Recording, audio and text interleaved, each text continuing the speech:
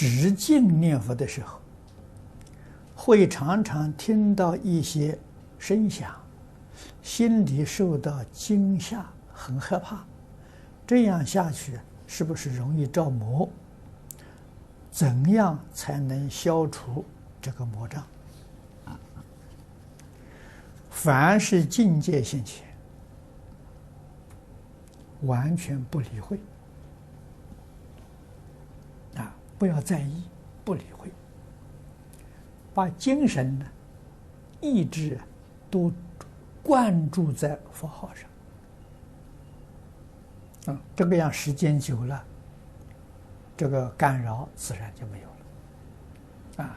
你不能怕它，你不能在意，你在意什么？那它对你干扰的时候就产生效果，于是乎它就会越来越严重。你不理会它的时候，干扰不起效果，不起效果的时候它就走了，它达不到目的，它就走了。